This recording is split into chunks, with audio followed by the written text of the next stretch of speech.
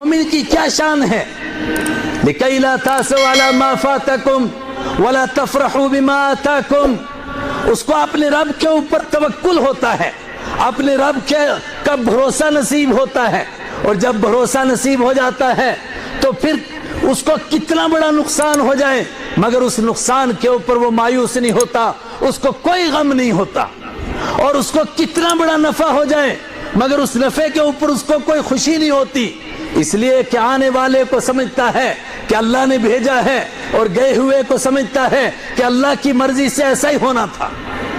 صرف ایک مثال عرض کرتا ہوں. سیدنا شیخ عبد القادر جیلانی رحمہ اللہ تعالی بہت بڑی تجارت کرتے ہیں. اچانک کسی نے آ کر کے خبر دی کہ حضرت عجیب واقعہ پیش ہوا، آپ کا تجارتی سامان لدا ہوا تھا جہاز پر اور وہ جہاز ڈوب گیا. تھوڑی سی دیر گردن جھکائی، فرمایا الحمدللہ.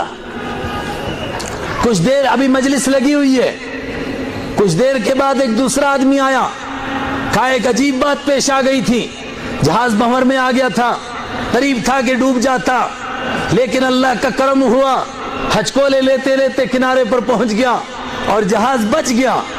تھوڑی دیر گردن جھکائی، فرمایا الحمدللہ. لوگ حیران ہوئے، ڈوبنے پر بھی الحمدللہ اور نہ ڈوبنے پر بھی الحمدللہ، بچنے پر بھی الحمدللہ. فرمایا جب ڈوب گیا تو میں نے اپنے دل کو جھانک کر کے دیکھا اور میں نے دیکھا کہ کیا اس کے اندر جانے کا افسوس تو نہیں ہو رہا ہے، اس لیے کہ قرآن نے کہا مومن کی شان ہے لِكَيْ لَا تَأْسَوْا عَلَى مَا فَاتَكُمْ، تاکہ تم مایوس نہ ہو جاؤ جو تم سے چھوٹ جائے.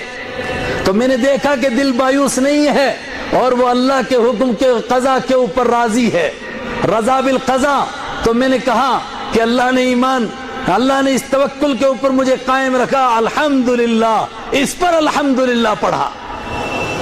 اور جب دوبارہ کہا کہ جہاز بچ گیا تو میں نے قرآن کے دوسرے لفظ پر غور کیا، وَلَا تَفْرَحُوا بِمَا آتَاكُمْ.